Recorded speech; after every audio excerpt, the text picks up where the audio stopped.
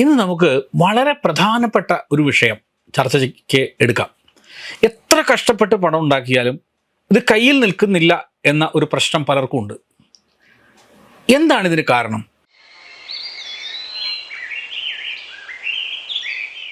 മാസാവസാനം എപ്പോഴും ഒഴിഞ്ഞ ഒരു പോക്കറ്റ് അല്ലെങ്കിൽ ബാങ്ക് ബാലൻസ് പൂജ്യമായ അവസ്ഥ. എന്തുകൊണ്ടാണ് ഇങ്ങനെ സംഭവിക്കുന്നത്? നമ്മൾ മോഡേൺ സൈക്കോളജിയും വേദതത്വചിന്തയും ഒക്കെ ഉപയോഗിച്ച് ഈ പ്രശ്നത്തെ എങ്ങനെ പരിഹരിക്കാം എന്നുകൂടി നമുക്കിന്നൊന്ന് ആലോചിച്ച് നോക്കാം. പ്രശ്നത്തിൻ്റെ വേര് എന്താണെന്നാണ് നമ്മൾ ആദ്യം നോക്കേണ്ടത്.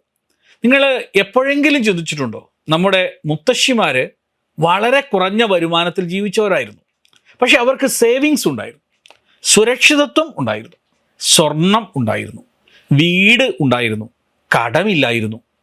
എന്നാൽ ഇന്ന് നമുക്ക് 10 ഇരട്ടി വരുമാനമുണ്ട്, പക്ഷെ സേവിങ്സ് ഇല്ല, സുരക്ഷിതത്വമില്ല, കടം കൂടി, സ്ട്രെസ് കൂടി. എന്തുകൊണ്ട്? കാരണം നമ്മുടെ മസ്തിഷ്കം പണം കൈകാര്യം ചെയ്യുന്നതിൽ വലിയ തെറ്റുകൾ വരുത്തുന്നു എന്നതാണ്. മോഡേൺ മണി സൈക്കോളജി എന്താണ് പറയുന്നത് എന്നുള്ളതാണ് ഇവിടെ നമ്മൾ പരിശോധിക്കുക. ബിഹേവിയറൽ ഇക്കണോമിക്സ് എന്ന ശാസ്ത്രശാഖയിൽ ഗവേഷണം നടത്തിയ ഡാനിയൽ കഹ്മാൻ എന്ന ശാസ്ത്രജ്ഞന് നോബൽ സമ്മാനം കിട്ടി. എന്തിനാണ് ഈ സമ്മാനം കിട്ടിയതെന്നറിയാമോ?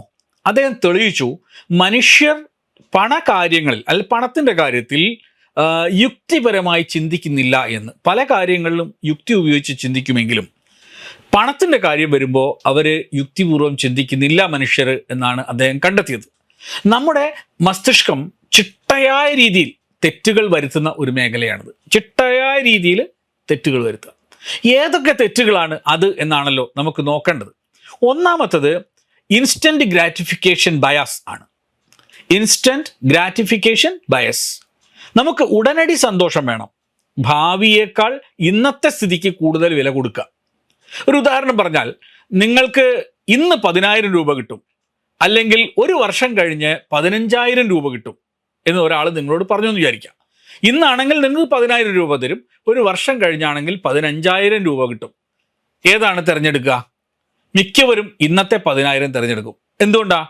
കാരണം നമ്മുടെ മസ്തിഷ്കം ഉടനടി സന്തോഷം തരുന്നതിനെ ഏറെ പ്രാധാന്യത്തോടെ കാണുന്നു എന്നാണ് പഠനങ്ങളിൽ പറയുന്നത്. ഇതുകൊണ്ടാണ് നമ്മൾ ആ പുതിയ ഫോണ് ഇപ്പം തന്നെ വാങ്ങുന്നത്, ആ പുതിയ ബൈക്ക് ലോൺ എടുത്ത് വാങ്ങുന്നത്. അതുകൊണ്ടാണ് ഭാവിയിലേക്ക് വേണ്ടി സേവ് ചെയ്യാൻ കഴിയാത്തത്. അതുകൊണ്ടാണ്. രണ്ടാമത്തത് മെൻ്റൽ അക്കൗണ്ടിങ് ആണ്. നമ്മുടെ മസ്തിഷ്കം പണത്തെ വിവിധ മാനസിക കമ്പാർട്ട്മെൻറ്റുകളിൽ വെക്കുന്നു എന്നുള്ളതാണ്. ഒരു ഉദാഹരണം പറഞ്ഞാൽ നിങ്ങൾക്കത് മനസ്സിലാവും. നിങ്ങൾ കഷ്ടപ്പെട്ട് സേവ് ചെയ്ത 10,000 രൂപ ചിലവാക്കാൻ മടിക്കും. എന്നാൽ ലോട്ടറി നേടിയ 10,000 രൂപ പെട്ടെന്ന് ചിലവാക്കും. എന്തുകൊണ്ട്? രണ്ടും ഒരേ പണമല്ലേ എന്ന് ചോദിക്കാം. എന്നാൽ നമ്മുടെ മസ്തിഷ്കം അവയെ വ്യത്യസ്ത കാറ്റഗറിയിൽ കാണുന്നു എന്നുള്ളൊരവസ്ഥ നമുക്കുണ്ട്. ശമ്പളം വന്നാൽ അത് സീരിയസ് പണമാണ്, ബോണസ് കിട്ടിയാലോ അത് എക്സ്ട്രാ പണമാണ്, ചിലവാക്കാം.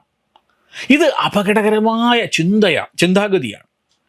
മൂന്നാമത്തേത് ലോസ് അവേർഷൻ എന്ന് പറയുന്നൊരു സംഗതിയാണ്. നമുക്ക് ലാഭം നേടുന്നതിനേക്കാൾ നഷ്ടം സഹിക്കാൻ കഴിയില്ല. മൂന്നാമത്തെ കാര്യം അതാണ്. നമുക്ക് ലാഭം നേടുന്നതിനേക്കാൾ നഷ്ടം സഹിക്കാൻ കഴിയില്ല. ഒരു ഉദാഹരണം പറഞ്ഞാൽ, നിങ്ങൾ ഷെയർ മാർക്കറ്റിൽ 1000 രൂപയ്ക്ക് ഒരു ഷെയർ വാങ്ങി, അത് 800 രൂപയായി വീണു. നിങ്ങൾ എന്ത് ചെയ്യും? മിക്കവരും പറയും നഷ്ടം സഹിക്കാൻ പറ്റില്ല, വില കൂടുന്നത് വരെ കാത്തിരിക്കാം എന്ന്. പക്ഷെ അത് ഇനിയും താഴേക്ക് പോയാൽ കൂടുതൽ നഷ്ടം.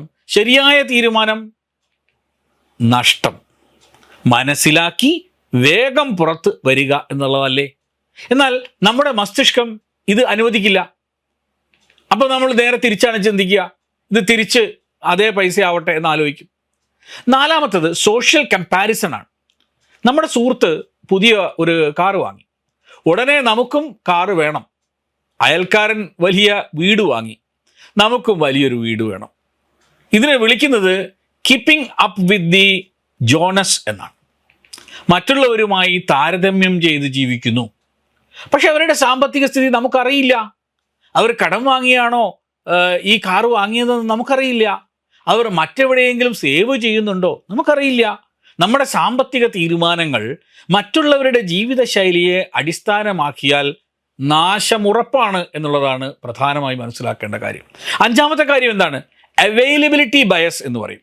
ഓൺലൈൻ ഷോപ്പിംഗ് ആപ്പുകൾ തുറന്നാൽ ഓഫറുകളോട് ഓഫറാണ്, വലിയ ഡിസ്കൗണ്ട്, ലിമിറ്റഡ് സ്റ്റോക്ക്, ഇന്ന് മാത്രം. ഇതൊക്കെ നമ്മൾ കാണാറുണ്ടല്ലോ. നമ്മുടെ മസ്തിഷ്കം പറയുന്നു ഇപ്പോൾ വാങ്ങിയില്ലെങ്കിൽ നഷ്ടമാകും, ഫിയർ ഓഫ് മിസ്സിങ് ഔട്ട്. എന്നാൽ യാഥാർത്ഥ്യം എന്താണ്? ആ സാധനം നിങ്ങൾക്ക് യഥാർത്ഥത്തിൽ ആവശ്യമുണ്ടോ എന്നുള്ളതാണ് വിഷയം. യഥാർത്ഥത്തിൽ നിങ്ങൾക്കത് ആവശ്യമില്ല, പക്ഷെ എളുപ്പത്തിൽ ലഭ്യമാക്കിയത് കൊണ്ട് വാങ്ങി. ഇതാണ് മോഡേൺ മണി സൈക്കോളജിയിലെ 5 വലിയ കെണികൾ. മോഡേൺ സൈക്കോളജി പറയുന്ന 5 പ്രധാന കെണികൾ ഇതാണ്. ഇനി ഇക്കാര്യത്തിൽ വേദത്തിൻ്റെ പ്രസക്തി എന്താണെന്നുള്ളതാണല്ലോ മുഖ്യം. ഭാരതത്തിലെ വളരെ പ്രാചീനമായ വേദങ്ങളിൽ എന്താണ് പറഞ്ഞത്? 1000 ആണ്ട് പഴക്കമുള്ള വേദം ഈ പ്രശ്നങ്ങളെ എങ്ങനെ മനസ്സിലാക്കിയിരുന്നു എന്ന് പഠിക്കുമ്പോൾ നമുക്ക് വലിയ അത്ഭുതം തോന്നും. അത് ആധുനിക കാലത്ത് വളരെ പ്രസക്തവുമാണ് ആ ചിന്തയ്ക്ക്. കാരണം നമ്മുടെ ജീവിതത്തിലൊക്കെ വൈദിക കാലഘട്ടം മുതലുള്ള പല ചിന്താ സരണികളും നമ്മളറിയാതെ നമ്മുടെ ഉള്ളിലുണ്ട്. പലപ്പോഴും നമ്മളത് കാണുന്നില്ല എന്നേ ഉള്ളൂ. ഋഗ്വേദത്തിലെ 7-ാം മണ്ഡലത്തിലെ 4-ാം സൂക്തത്തിൽ ഒരു മന്ത്രം വരുന്നുണ്ട്, ഉഷ്യരായ യേഷാം യജസ്വ എന്നാണ്. ഇതിൻ്റെ സംസ്കൃത വിശകലനം നമുക്കൊന്ന് ചെറുങ്ങനെ നോക്കാം. ഉഷ്യ എന്നാൽ സംരക്ഷിക്കുക, കാത്തു സൂക്ഷിക്കുക എന്നൊക്കെയാണ് അർത്ഥം. ഇത് വസുധാതുവിൽ നിന്ന് വരുന്ന വാക്കാണ്. രായഹ എന്നാൽ ധനം, സമ്പത്ത്, ഐശ്വര്യം എന്നൊക്കെയാണ് അർത്ഥം. യേഷാം എന്നാൽ ഇവയുടെ എന്നർത്ഥം. യജസ്വ എന്നാലോ യാഗം ചെയ്യുക, ദാനം ചെയ്യുക, സംഗതികൾ പൂർത്തീകരിക്കുക എന്നൊക്കെയാണ് അർത്ഥം. അതായത് ധനത്തെ സംരക്ഷിക്കുക, ദാനം ചെയ്യുക. ഇതാണ് ഈ മന്ത്രത്തിൻ്റെ അർത്ഥം. എത്ര ലളിതമാണ്, എന്നാൽ വളരെ ആഴമുണ്ട് ഈ വാക്കുകൾക്ക്. അതാണ് നമ്മളിവിടെ മനസ്സിലാക്കേണ്ടത്. വേദമന്ത്രത്തിലെ മനഃശാസ്ത്രം എന്താണെന്ന് നമുക്ക് ചെറിയ രീതിയിലൊന്ന് നോക്കാം. ഈ മന്ത്രത്തിൽ 2 പ്രധാന തത്വങ്ങളുണ്ട്. ആദ്യ തത്വം എന്താണ്? ഉഷ്യരായ, ധനത്തെ സംരക്ഷിക്കുക. വേദം പറയുന്നത് സമ്പാദിക്കുക എന്നല്ല, സംരക്ഷിക്കുക എന്നാണ്. വളരെ ശ്രദ്ധിക്കണം. അത് വേദം പറയുന്നത് സമ്പാദിക്കുക എന്നല്ല, സംരക്ഷിക്കുക എന്നതാണ്. ഇത് വളരെ പ്രധാന വ്യത്യാസം തന്നെയാണ്. അതുകൊണ്ടാണ് നമ്മുടെ അമ്മൂമ്മമാര്, മുത്തശ്ശിമാരും ഒക്കെ പലപ്പോഴും ധനം സമ്പാദിക്കുകയല്ല അവർ ചെയ്തത്, സംരക്ഷിക്കുകയാണ് ചെയ്തത്. ആ വ്യത്യാസം നമ്മൾ മനസ്സിലാക്കണം. ആധുനിക ലോകം പറയുന്നത് എന്താണ്? കൂടുതൽ സമ്പാദിക്കൂ, വലിയ ശമ്പളം നേടൂ, പ്രമോഷൻ നേടൂ. എന്നാൽ വേദം പറയുന്നതോ ഉണ്ടാക്കുന്നതിനേക്കാൾ പ്രധാനം സംരക്ഷിക്കലിലാണ് എന്നാണ്. എന്തുകൊണ്ടാണത്? കാരണം എത്ര സമ്പാദിച്ചാലും സംരക്ഷിച്ചില്ലെങ്കിൽ കയ്യിൽ നിൽക്കില്ല. മോഡേൺ സൈക്കോളജി ഇതിനെ വിളിക്കുന്നത് pay yourself first principle എന്നാണ്. Pay yourself first principle എന്ന് പറയും. ഈ പ്രിൻസിപ്പൽ എന്താണെന്ന് നമ്മൾ പഠിക്കണം. വാറൻ ബഫറ്റിന് നോക്കൂ, ലോകത്തിലെ വലിയ നിക്ഷേപകനാണ്. അദ്ദേഹം പറയുന്നത് എന്താ? ചെലവഴിച്ച ശേഷം ബാക്കി വരുന്നത് സേവ് ചെയ്യരുത്, സേവ് ചെയ്ത ശേഷം ബാക്കി വരുന്നത് ചെലവഴിക്കുക. അതായത് ശമ്പളം കിട്ടിയ ഉടനെ ആദ്യം സേവിങ്സിനായി മാറ്റിവെക്കുക, ബാക്കിയുള്ളത് കൊണ്ട് ജീവിക്കുക. എന്നാൽ നമ്മൾ എന്താണ് ചെയ്യുന്നത്? ശമ്പളം വന്നാൽ ആദ്യം EMI അടയ്ക്കും, പിന്നെ ഓരോരോ ബില്ലുകളായിട്ട് അടയ്ക്കും, ഇലക്ട്രിസിറ്റി ചാർജ് അടയ്ക്കും, ഷോപ്പിങ്ങിന് പോവും, പിന്നെ പാർട്ടിങ്ങിന് പോവും. മാസാവസാനം ബാക്കി വന്നാൽ നമുക്ക് സേവ് ചെയ്യാമെന്നൊരു മനോഭാവമാണ്. എന്നാൽ മാസാവസാനമാവുമ്പോഴോ എന്തെങ്കിലും ബാക്കി ഉണ്ടാവുമോ? ഒട്ടുണ്ടാവുകയില്ല. അതുകൊണ്ടാണ് 90% ആളുകളുടെയും സേവിങ്സ് 0 ആയി നിൽക്കുന്നത്. എന്തുകൊണ്ടാണ് ഇങ്ങനെ സംഭവിക്കുന്നത് എന്ന് നമ്മൾ ആലോചിക്കണം. കയ്യിൽ പണം കണ്ടാൽ നമ്മളെ മസ്തിഷ്കം പറയും എന്താണെന്നറിയോ? ചെലവാക്കൂ എന്നുള്ളത് നമ്മുടെ മസ്തിഷ്കം പറയും. അത് മനുഷ്യൻ്റെ സ്വഭാവമാണ്.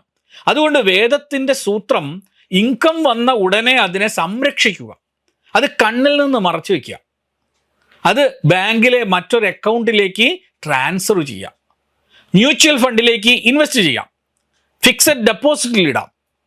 കണ്ണിൽ കാണാത്തത് മനസ്സിൽ വരില്ലല്ലോ, മനസ്സിൽ വരാത്തത് ചെലവാക്കുകയില്ല.